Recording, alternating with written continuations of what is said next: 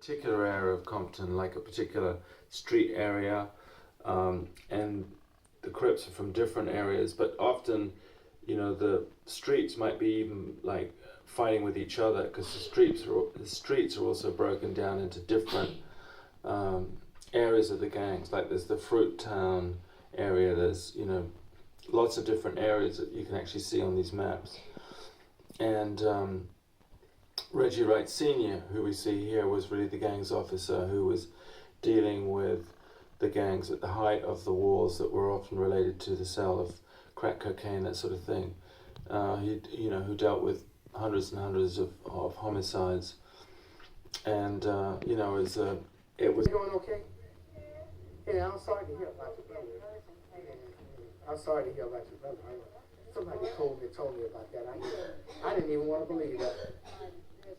Was it? Yeah. Right here, right? I had just left here, and I think somebody called me and said, and I tried to get by here, but I didn't get a chance to get by here. Look, I'm going to have to get around with this crew right quick, but I just wanted to stop by and say hello to you guys. All right? See you around.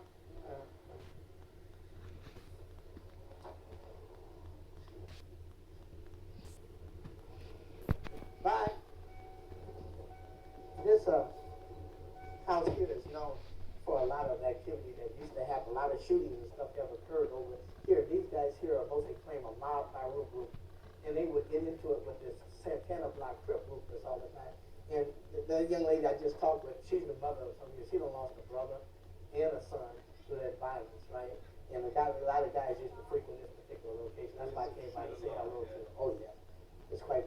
This is actually in the Fruit Town PIRU area, but they were from the mob, which is a little bit east of here, but they moved over in this area. That's the name of a PIRU set. It's called Mob. Yeah, MOB, which is a blood set. We'll start over that way and just do a little something over that way if you want to. You do flip? And flip? I started. PIRUs and blood are synonymous, as you guys may know.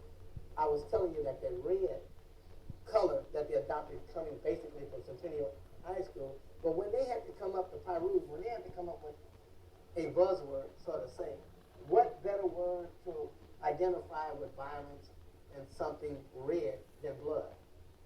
So conversely, Crips use the buzzword cuz, PIRU's buzzword is blood. Blood this, blood that, but it's also synonymous with the red color. It was in this street that he played as a kid. He said he used to see bodies in the alley on his way home, and one has to ask how growing up in Compton affected Suge Knight. See you later. This is Reggie Wright Sr., Chief Gangs Officer. He said the gang warfare in Compton was so intense, he'd witnessed the genocide of almost an entire generation. My mother's bedridden. I had to come in here and say hi to my sister now, keep up with her. Reggie was the most cheerful gang officer we'd ever met.